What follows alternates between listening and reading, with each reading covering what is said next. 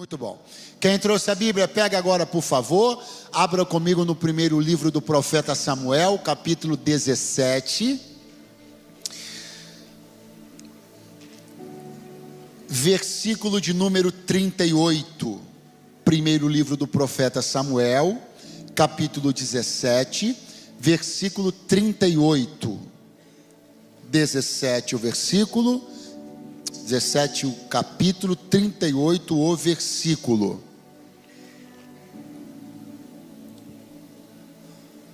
Está escrito assim: E Saul vestiu a Davi das suas vestes e pôs-lhe sobre a cabeça um capacete de bronze e o vestiu de uma couraça. E Davi cingiu a espada sobre as suas vestes e começou a andar. Porém nunca o havia experimentado. Então disse Davi a Saul: Não posso andar com isto, pois nunca o experimentei. E Davi tirou aquilo de sobre si e tomou o seu cajado na mão e escolheu para si 5 seixos do ribeiro e pô-los no alforje de pastor que trazia, a saber, no surrão, e lançou mão da sua funda e foi-se chegando ao filisteu. Quantos dizem amém? Quem pode dizer graças a Deus? Eu quero falar essa noite para vocês sobre uma das histórias bíblicas mais clássicas, a batalha entre Davi e Golias. Quem já ouviu falar da batalha de Davi e Golias aqui? Levante a mão bem alto. Que coisa boa. Por que a batalha entre Davi e Golias ela é tão conhecida, inclusive fora dos termos aí das religiões que tem a Bíblia Sagrada como livro base? Porque é uma batalha com extrema discrepância entre os dois indivíduos envolvidos. Estamos falando de um menino contra um gigante. Vamos lá, estamos falando de um contra um. Esse gigante, por nome de Golias, ele é um filisteu. Os filisteus tinham uma vantagem. Uma vantagem é algo que normalmente se apresenta num povo, nas batalhas, quando ele consegue ter a vanguarda, por exemplo, em alguma tecnologia. Quando nós olhamos, por exemplo, no livro dos Juízes, nós vamos ver que os cananeus, eles tinham uma dianteira, tinham uma vantagem tecnológica. Por incrível que pareça usar a palavra tecnológica para falar de uma coisa que para a gente hoje é tão básica, né? Mas os cananeus detinham a tecnologia da metalurgia, eles tinham carros de ferro. E isso era uma coisa muito escassa e muito rara. E eles tinham muitas coisas de metal. E isso era uma coisa muito rara. Mas é claro que não demorou muito tempo e outros povos começaram a desenvolver a mesma tecnologia. Se a gente der um salto no tempo aí de alguns milênios, a gente poderia falar da arma nuclear. Uma primeira nação, num primeiro momento, num primeiro escritório, num primeiro laboratório, melhor dizendo, começou, desenvolveu, implementou, testou, funcionou, e aí outros países depois começaram a equiparar-se nessa mesma força. Por que eu estou dizendo tudo isso para você? Para lhe dizer que os filisteus tinham uma vantagem em relação a todos os outros povos da terra. E não é uma vantagem no campo da metalurgia, não é uma vantagem no campo nuclear, é uma vantagem no campo genético. No campo? Porque os filisteus tinham gigantes. E diferentemente de outras vantagens que povos possam ter, como a metalurgia dos cananeus, como a arma nuclear, inicialmente dos americanos, como tantos outras tecnologias, a vantagem dos filisteus não podia ser reproduzida. Afinal de contas, alguém pode começar a se espelhar na vantagem tecnológica do país A e conseguir desenvolver uma igual. Mas como é que você equipara força genética? Sobretudo alguns milênios atrás. Não dá. Então os filisteus tinham uma arma genética, a capacidade de gerar gigantes dentro do seu povo, do seu DNA, da sua genética. Só que, como você sabe, porque você é crente e eu também, aleluia, tem uma pessoa que podia ter resolvido isso. Quem é o criador de toda a genética? Quem é aquele que fez o homem do pó da terra e soprou nas suas narinas o fôlego da vida? Quem é aquele que altera distorções genéticas? Quem é aquele que recupera, restaura células mortas, cancerígenas? Quem é ele? Quem é o nome dele? É o Deus Todo-Poderoso. Então eu pergunto e você responde: qual é a única pessoa que poderia dar ao seu povo o equiparar da vantagem genética dos filisteus? Quem é a única pessoa que podia fazer isso? Quem é a única pessoa? E curiosamente, esse Deus que nós estamos pregando era o Deus justamente de Israel. Então aparentemente estava tudo resolvido. Porque bastaria, portanto, que Deus fosse lá, na genética de Abraão, primeiro daqueles que ele chamou para ser o povo que o representaria. Deus ia lá na genética de Abraão e fazia assim, ó, dava uma sopradinha na genética de Abraão, e daí, logo em Isaac, talvez em Jacó, em Esaú, um pouquinho depois, não sei, em algum momento apareceriam os primeiros gigantes de Israel. Ou talvez Deus pudesse ter reservado isso um pouco mais para frente na história.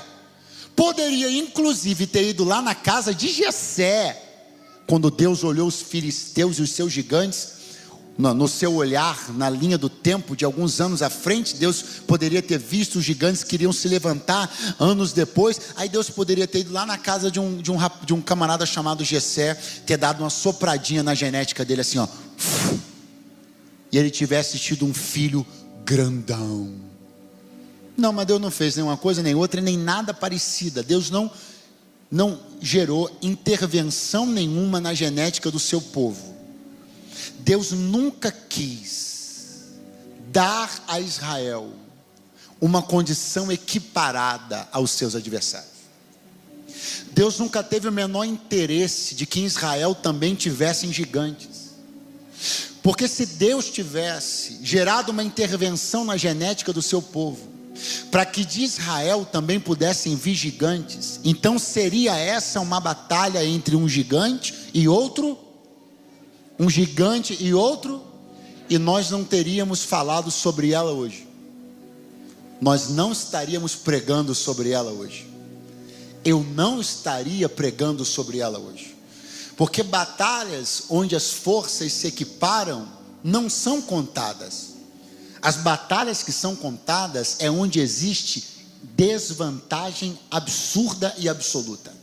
Eu quero dizer uma coisa para você: essa desvantagem é do pleno interesse de Deus. Você pode dar essa notícia para alguém que está do seu lado? Diga para ele assim, ó, essa sua desvantagem, não, mas nem eu que estou pregando acreditei, com essa força que você botou, vai de novo, diga, essa sua desvantagem é do pleno interesse de Deus. Gigante contra gigante, a glória de Deus não se manifesta. Meninos contra gigantes, a glória de Deus se manifesta.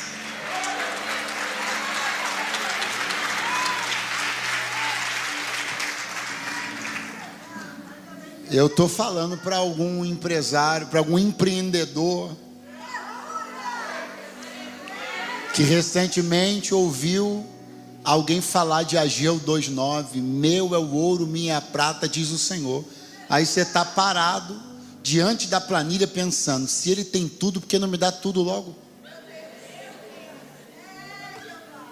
Porque se eu tivesse o capital que o meu concorrente tal, não tinha perdido a noite de sono anterior, pastor. Eu sei, mas aí essa batalha também não teria a menor graça.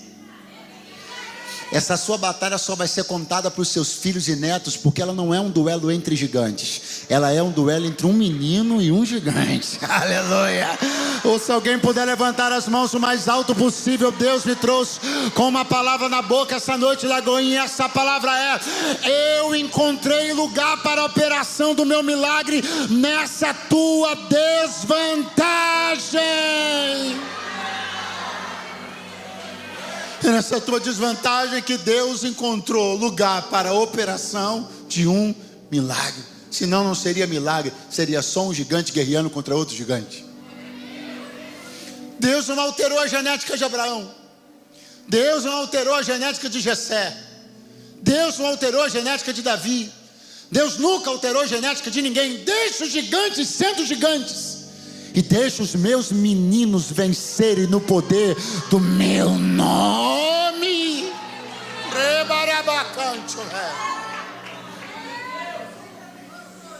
Os filisteus se organizam no alto de um monte. Os filhos de Israel se organizam no alto de um outro monte. Entre os dois montes, lembra daquela aula de geografia? Tem um vale. E de repente para esse vale desce o temível gigante filisteu por nome Golias. E ele começa a gritar: por que vocês estão ordenando batalha? Não precisa ordenar batalha. Vamos simplificar esse negócio. Vocês pegam o campeão de vocês, e esse campeão de vocês luta contra mim. Eu sou campeão do meu povo. Então o campeão de vocês contra o campeão do meu povo, que sou eu. Nós tiramos da coletividade a batalha, levamos para a individualidade. Quem vencer leva tudo. Nessa hora os caras de Israel começaram a olhar lá embaixo o tamanho do cabra. Um coçou a cabeça, o outro sentiu uma dor de barriga na hora, e o negócio começou a ficar um ambiente constrangedor, porque o cara gritava 40 dias, dia após dia: cadê o macho que tem aí? Cadê o campeão de vocês? Desce um aqui para me enfrentar. 40 dias. E nem por vergonha na cara ninguém se movia, porque o medo de morrer era maior. Até que de repente um menino chamado Davi, que tinha ido à batalha, recomendado por seu pai para levar mantimento para os seus irmãos, ouve a afronta ecoando pelo vale e começa a se questionar e olhar ao seu redor: por que ninguém está resolvendo isso até agora? Por que ninguém está fazendo nada a esse respeito?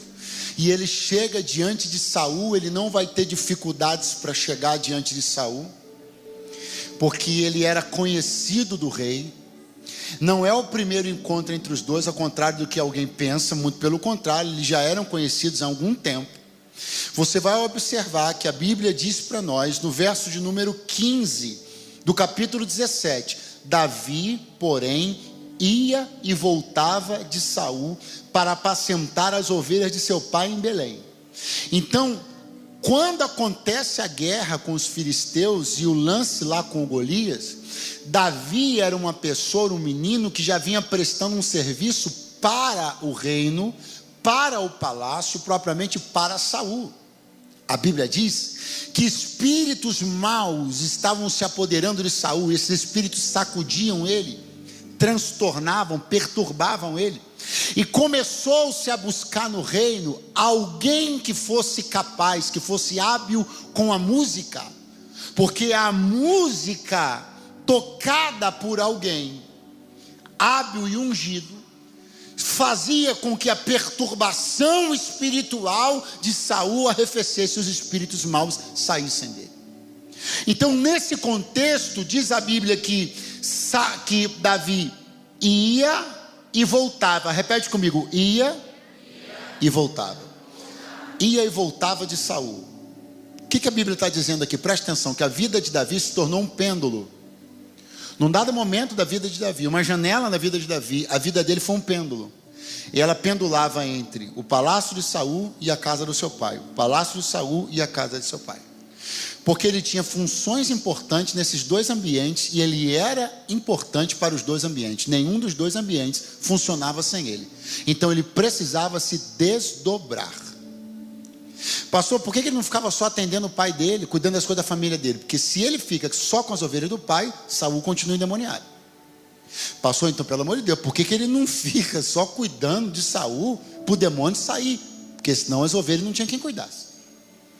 Então Davi vai dar uma lição para nós. E eu sei que estou falando pelo Espírito, eu sei que estou falando para alguém aqui que anda um tanto quanto cansado, de ter que se desdobrar, indo daqui para ali, daqui para ali, daqui para ali. A primeira coisa que eu preciso dizer para alguém que está cansado, que queria dizer assim: eu queria fazer uma coisa só, eu queria estar num lugar só, eu queria dar atenção para uma coisa só.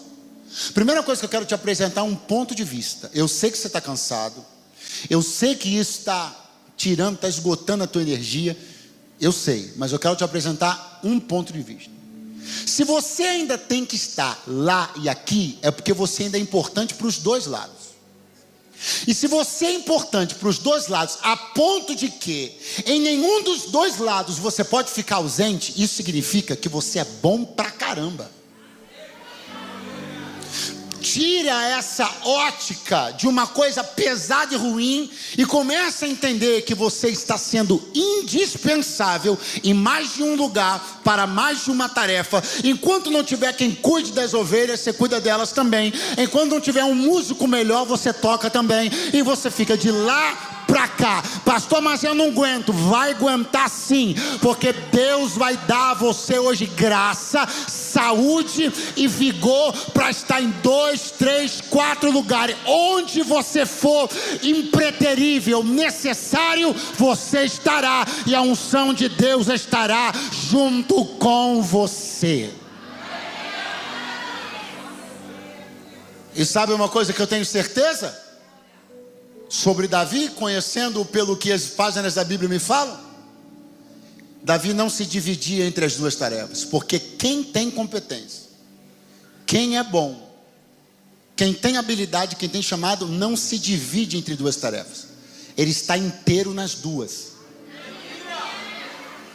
Acorda a pessoa que está do seu lado, diga para ele assim: Davi estava inteiro cuidando das ovelhas, e estava inteiro tocando no palácio. Porque quem tem um chamado de Deus não se divide. Quem tem um chamado de Deus está inteiro aonde estiver. Eu estou declarando que ainda que você chegue cansado, você vai chegar inteiro. Ainda que você chegue enfermo, você vai chegar inteiro para fazer o que você tem que fazer. Até que o pêndulo termine. Porque tem uma hora que o pêndulo termina.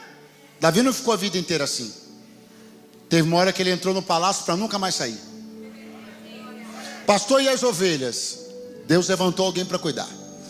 Mas enquanto você é necessário em 2 ou mais ambientes, vai dando conta, porque Deus é contigo.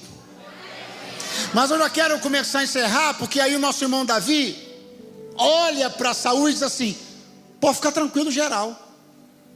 Não precisa o coração de ninguém ficar desmaiado por causa desse cara, não. Eu vou. Aí Saul olha para ele e diz uma coisa que eu acho interessante. Diz assim, ó: contra este gigante tu não podes ir. Repete comigo: contra este gigante tu não podes ir. Repare que Saul não está desqualificando Davi completamente. Saul não está dizendo assim, ó, você não presta para nada. Saul não está dizendo assim, você não presta para batalha nenhuma. Saul não está dizendo assim, você não presta para enfrentar ninguém. Não, Saul está dizendo contra este. Ele está sendo específico ao dizer: menino, eu estou vendo em você coragem, eu estou vendo em você audácia, estou vendo em você força. A questão é que eu acho que você perdeu a mão. Você perdeu um pouco o bom senso. Não é que você é ruim, não é que você é fraco de tudo. É porque você escolheu logo um desafio que, convenhamos, né? Contra esse daí, esse não dá. Você já deve ter reparado algumas pessoas falando alguma coisa parecida para você. Tipo assim, não é que você é incompetente, é porque isso daí, aí você também já... Aí você pirou, né? Não é que você é feio, mas é que aquela menina, eu acho que você exagerou um pouco na sua autoconfiança, né? E as pessoas acham que elas podem mirar numa coisa e olhar para nós e, por conta de estarem falando brandamente ou de maneira gentil, vai mudar. Não muda. Não importa como alguém fala, sempre vai soar pesado para mim alguém me dizer que aquilo eu não posso fazer. Não adianta botar mel nas palavras, não adianta colocar a mão na minha cabeça, não adianta pôr a mão no meu ombro. Se sair da sua boca, isso você não pode fazer, eu já estou me sentindo desqualificado, diminuído. Eu tenho uma palavra de Deus para alguém que recentemente, outro alguém, até carinhosamente, botou a mão no seu ombro e disse: poxa, é porque esse dígito aí não dá, essa projeção de crescimento aí também não dá, essa dimensão de abrangência ministerial aí também não há. Agradeça a gentileza, a mãozinha no ombro, o jeitinho no seu cabelo. Agradeça e continue acreditando naquilo que você entrou na sala de Saul acreditando.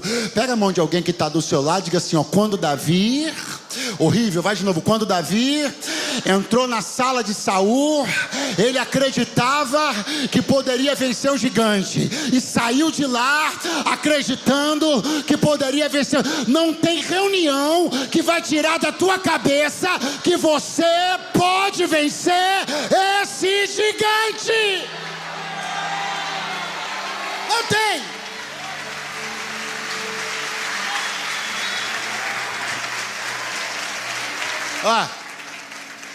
Vou te contar uma coisa que aconteceu nos bastidores, você não está sabendo. O Espírito Santo acabou de me contar. Recentemente alguém da tua família chamou uma outra pessoa e falou assim: fala com ele. Eu já tentei, mas não dá.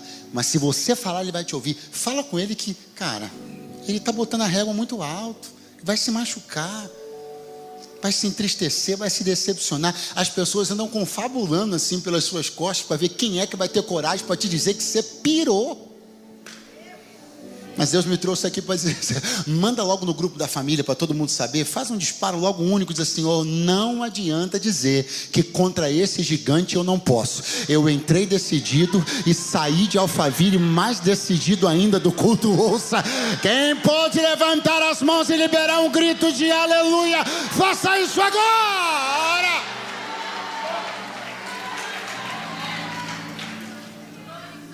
Aí vem Saul.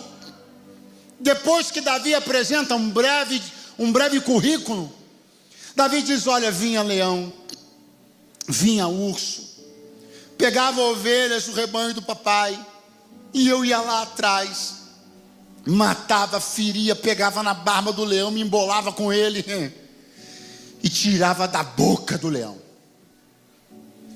E o trabalho de Davi sempre foi um trabalho desprezado, diminuído até pelos seus irmãos.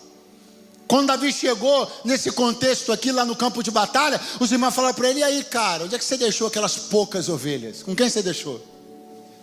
Aquilo pelo qual Davi lutou a sua vida inteira sempre pareceu uma luta desproporcional.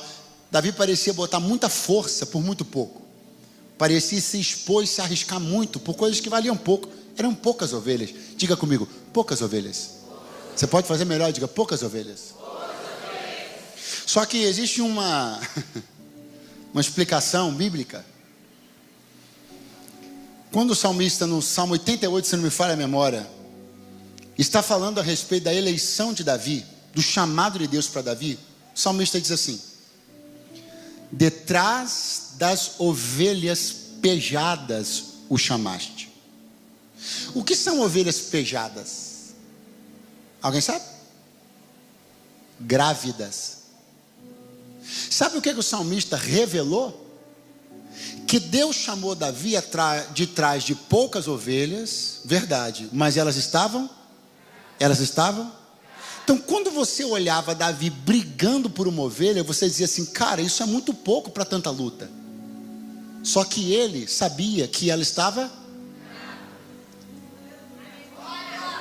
Alguém está achando que você está se gastando muito por muito pouco, que você está suando muito por uma coisa muito pequena. Só que você está enxergando no útero daquilo pelo qual você luta. Uma dimensão de futuro que as pessoas não conhecem, mas Deus já te Hoje estou sentindo a graça de Deus aqui. Pega a mão da pessoa que está do teu lado, diga para ele: os irmãos de Davi diziam que eram poucas, os vizinhos diziam que ele estava se arriscando demais, mas ele sabia o futuro que havia dentro de cada ovelha pela qual ele lutava. Você já viu o futuro desse pequeno negócio? Você já viu o futuro desse pequeno ministério? Deus já te disse aonde isso vai parar.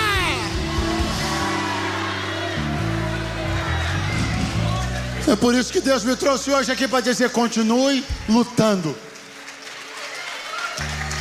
Continue lutando por essas poucas ovelhas, por esses poucos funcionários, por essa pequena receita. Continue lutando por esse casamento aparentemente problemático, por esses filhos aparentemente insubordinados. Continue lutando por aquilo que parece pouco, mas olhe no útero daquilo pelo qual você está lutando e enxerga o futuro, enxerga o futuro, enxerga o futuro, enxergue o futuro.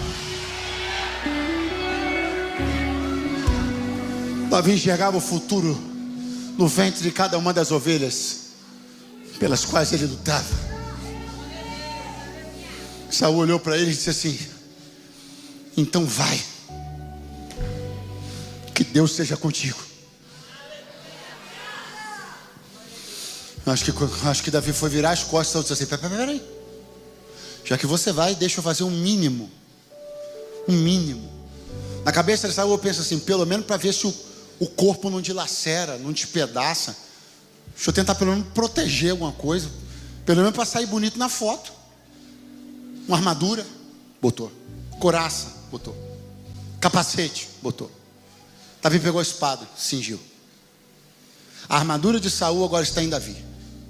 E agora Davi foi fazer uma coisa: ele foi tentar andar. E quando ele tentou andar, olha o que ele disse para Saul: não posso andar com isso. O que foi que ele falou? Não posso? Não posso? Tem um filme maravilhoso, muita gente que já deve ter visto, acho que é Homens de Honra, se não me engano, que é a história de um mergulhador da marinha, que é com Cuba Gooding Jr. Alguém já deve ter visto esse filme. E aí ele sofre um acidente, ele tem que amputar uma perna, passam uns anos e ele vai tentar de novo ser reabilitado ao corpo de mergulhadores. E aí ele tem que vestir uma roupa pesadíssima. Preste atenção que eu vou encerrar agora. A roupa de mergulhador é pesadíssima. Ele estava diante do tribunal da marinha para poder ser visto, para reabilitar ou não a sua função, depois de ter tido uma perna amputada. Está de perna mecânica. Aí ele vai com muito sacrifício, coloca a roupa e fica em pé. Aí a gente olhando o filme diz assim: caramba, conseguiu. Aí um camarada lá que era um oficial que pegava no pé dele, olhou e falou assim: não, agora você tem que andar. Agora que começou o problema do cara, porque de pé ele conseguia lidar com o peso daquela armadura, mas quando, estou falando do filme ainda, quando ele teve que começar a andar, aí o bicho pegou. Quando Davi vestiu a armadura, ele sentiu que pesava, mas até aí dava para administrar. Quando ele começou a andar, ele olhou para Saul e falou assim: com isso aqui eu não consigo andar. Saul, se você quiser uma estátua, tudo bem. Se você quiser um guerreiro, tire isso de mim. Escuta bem uma coisa que eu vou falar para você. Existem coisas que para quem decidiu viver parado, dá para administrar. Para quem decidiu botar a vida para andar, você vai ter que tirar algumas coisas de cima de você. Pastor, mas eu estou de boa com isso aí, estou convivendo harmoniosamente com essa armadura pesada. Por quê? Porque desde janeiro até hoje, 23 de setembro, você está parado. Como a tua vida está parada, a tua espiritualidade está parada, então esse peso aí para você não fez diferença nenhuma. Mas se você quiser colocar a tua vida para andar a partir de 23 de setembro, assim te diz o Senhor: começa a tirar de cima de você tudo que te pesa, porque eu quero um guerreiro com mobilidade. Quem está me ouvindo?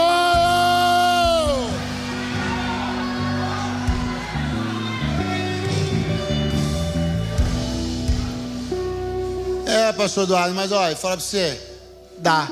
Não, eu não vim dizer que não dá, não. Dá para ser estátua de museu. Dá para ter um ministério? Dá. Estático dá. Para exercer um ministério estático, dá para exercer com armadura de Saul. Para você ser mais um num mausoléu, dá para ficar com a armadura de Saul. Para ser mais um empoeirado, para ser mais um engessado, para ser mais um paralisado, dá para ficar com a armadura de Saul. Mas se tu quiseres colocar tua vida para andar, tira o peso de cima de você no dia de hoje. Se alguém está me ouvindo, por favor, levante a mão o mais alto que você puder. E se alguém está entendendo que o que Deus está falando aqui essa noite é: livre-se dos pesos.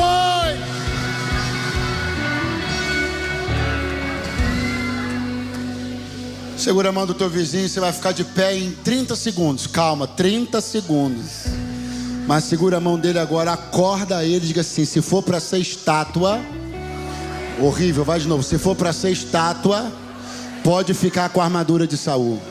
Se for para ser enfeite de palácio, pode ficar, vai falando para ele. Se for para ser enfeite de palácio, pode ficar com a armadura de Saul. Se for para ser enfeite de púlpito, pode ficar com a armadura de Saul. Mas se for para marchar, tira o peso, tira o peso, tira o peso, tira o peso, tira o peso, tira o peso.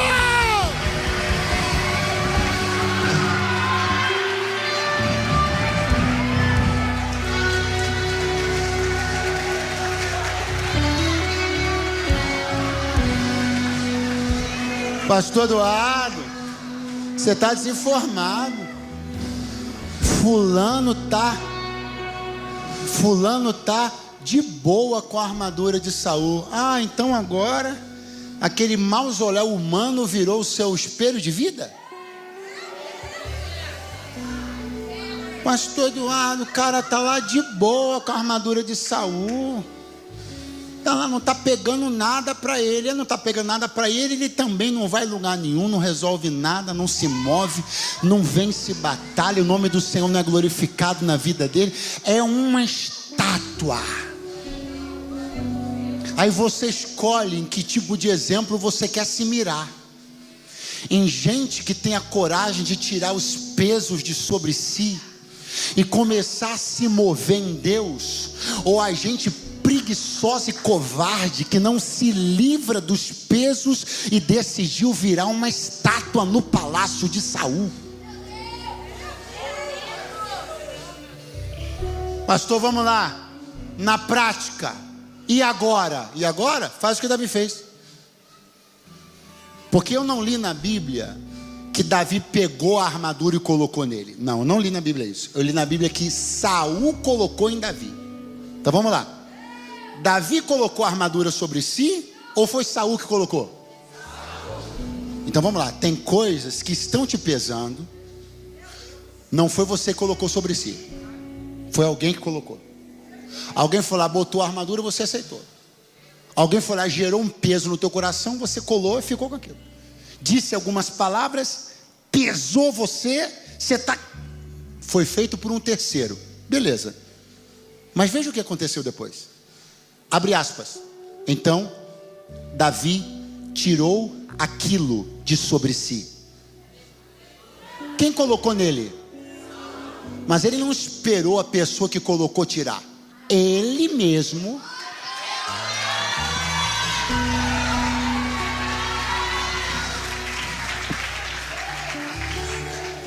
Porque quem sabe o incômodo sou eu.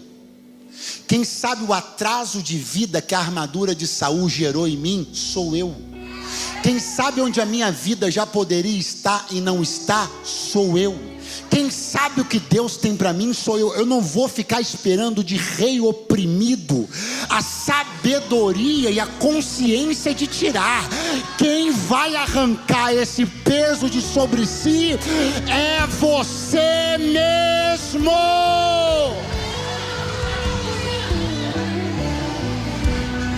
Repete comigo: não vou esperar ninguém e nem de ninguém. Eu começo hoje a tirar de sobre mim tudo que me trava, tudo que me bloqueia, tudo que me pesa. Eu estou indo na direção do meu futuro agora mesmo.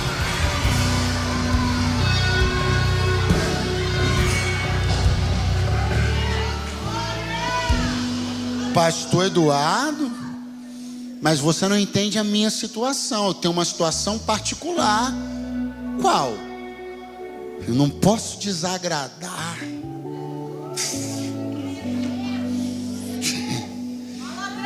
Vai ser uma coisa constrangedora, porque me deram. A pessoa estava sendo legal. Ela me matriculou. Ai, até nessa seara o Senhor vai me botar, aleluia. Estão pagando para mim. É teu chamado, tua vocação? É o que você tem para fazer a tua vida? Chame gentilmente quem está pagando essa faculdade para você. Agradeça todo o carinho, investimento, e diga que você está dando basta nessa matrícula amanhã.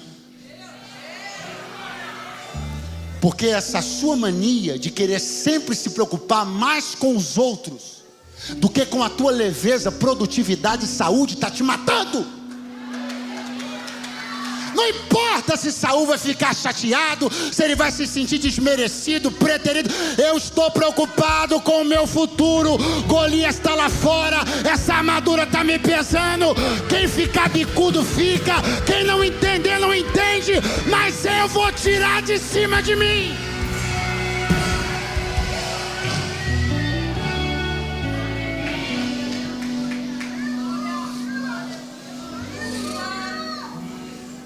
Existem coisas que você precisa fazer e precisa fazer hoje.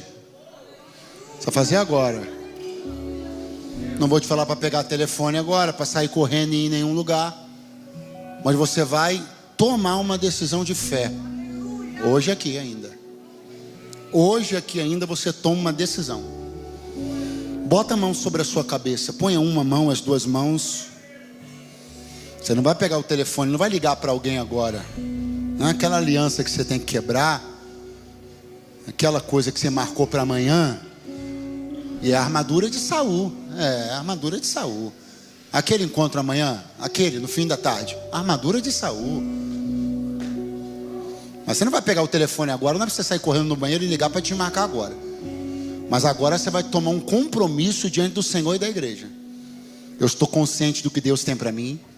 Eu acredito naquilo que o Espírito de Deus me revestiu, e eu vou tirar de cima de mim todo o peso.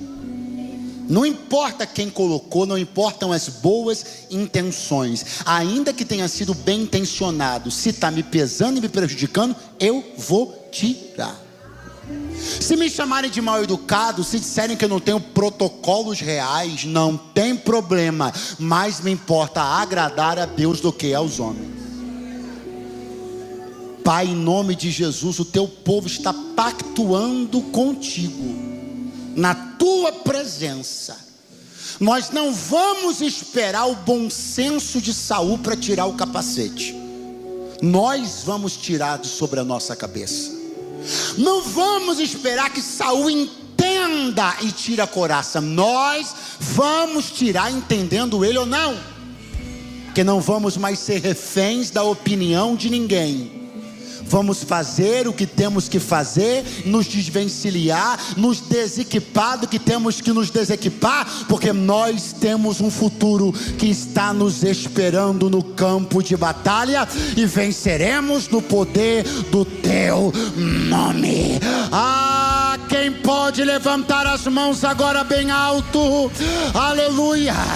Pastor, o que eu vou fazer agora? Você vai repetir comigo.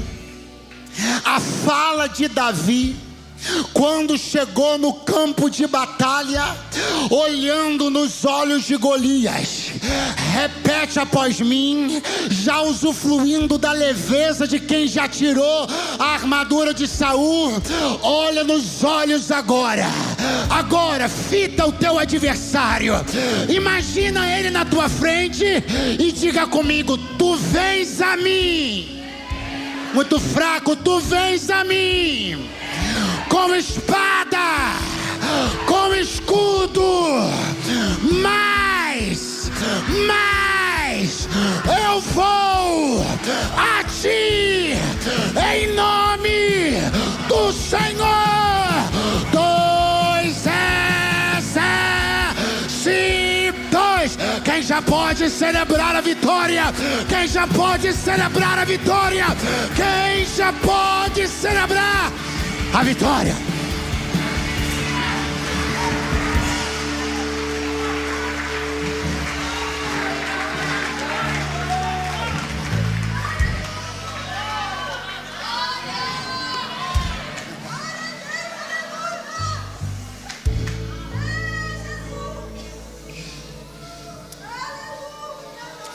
Quando Davi tirou o equipamento de Saul de cima dele, quando Davi soltou a espada, no instante seguinte, diz a Bíblia, e tomou o seu cajado na mão. Você reparou que Davi não ficou nem um segundo de mão vazia? Ele desprezou a espada de Saul num instante, tomou o cajado no instante seguinte. Gente de mão vazia é perigoso demais. Se o teu inimigo te enxergar de mãos vazias, ele vai te enxergar como um desocupado, aberto à próxima sugestão. Pastor, não entendi. Vai entender agora. Não adianta você largar a espada de Saul e ficar de mão vazia. Não adianta você rejeitar uma coisa e não se equipar de outra. Quem está de mão vazia está aberto à próxima sugestão. Daqui a pouco vai vir outro e vai dizer: toma o arco. Vai vir outro e vai dizer: toma a lança, porque está te vendo de mão vazia. Quem está de mão vazia está mandando um anúncio no mundo espiritual: estou precisando me equipar, me deem sugestões. Só que quando te olharem a partir dessa noite, te verão com o cajado na mão. Alguém ainda está por aí? Quem está com mão ocupada não está suscetível a receber sugestão de Saul nem de ninguém. Levanta o teu cajado, pastor. Que é meu cajado? É o equipamento do céu, é a arma do céu, é aquilo que Deus te conferiu. Toma e vai vencer as tuas batalhas.